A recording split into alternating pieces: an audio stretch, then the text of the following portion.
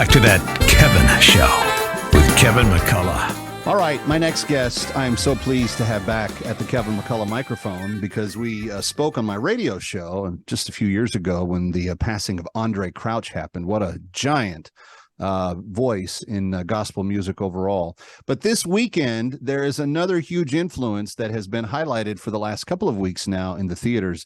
And I am very excited to welcome my next guest. He is a singer-songwriter. I think he is more prolific than most of the Christian industry combined. He doesn't look as old as he is, but he has certainly got the records to prove it, along with the Grammys and the Doves. Ladies and gentlemen, please put your hands together for Michael W. Smith.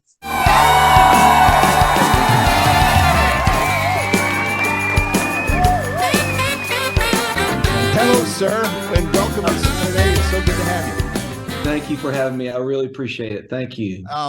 I saw just a little snippet of a media hit that you did over the last week, and it was about Jesus Revolution. We're talking about the number 2 film of new releases from last week. It was number 3 overall behind Ant-Man and Cocaine Bear, which is crazy when you think about it. But you said, and this was just a little kind of really quick clip that I saw, but there was Michael W. Smith, and he said that movement so impacted me as a young person and as a singer and a songwriter. And I thought, man, I've got to talk to him about because there's so many storylines coming out of Jesus Revolution. Obviously, Greg Laurie's story is very powerful in what God has done in his life. But in the mainstream discussion, there's other storylines here, one of which is your musical career and the influences of the Jesus movement at the time. Take us back, Michael. What was it like for you when the real events that are portrayed in the movie took place? Yeah. Well, I'm having this interview because of that movement, honestly. I mean, Okay. it really did. The Jesus movement somehow found its way, who knows how, into my little town of Canova, West Virginia. And it completely, radically changed my life. And I will never forget getting that. I found it in a consignment store. I was looking for a Beatles record and came across this Maranatha record, and the title of it was The Everlasting Living Jesus Music Concert. And I looked at the back cover, and there's all these people with long hair singing about Jesus. And I remember going, that's what I want to do one day. Wow. And you even had the long hair for a while. I mean, it's not so much anymore, but it wasn't very attractive, but whatever. So it all changed. I found Love Song, and I found Larry Norman and Andraé Crouch and Second Chapter of Acts, but really all born out of that whole thing at Calvary. And I love the movie. I'm a little bit more biased because I'm just, I cry every time I watch it. Yeah. I mean, because that movement changed my life. It literally changed my life. Well, it's interesting because Kelsey Grammer has said in recent weeks it's the best film he's ever done. Jonathan Roumie is just genius as Jesus in The Chosen, but he certainly does a very good job of Lonnie Frisbee in this picture as well. And then you've got the whole story of young Greg and Kathy and what happened to them, and kind of and I guess the movie kind of ends where the rest of the story picks up. When I was speaking with Greg Laurie about this last week, I said, Greg, this all happened in Southern California, and it was very concentrated right there. But there were these repercussive waves that came across the country that, found its way to West Virginia of many other places as well. And I'm curious, Michael, what was it about it at the time? Because you were involved in the church, you weren't hostile to Jesus or the message of the gospel. You were playing in your youth group, but what was special about it to you? How did it speak to you?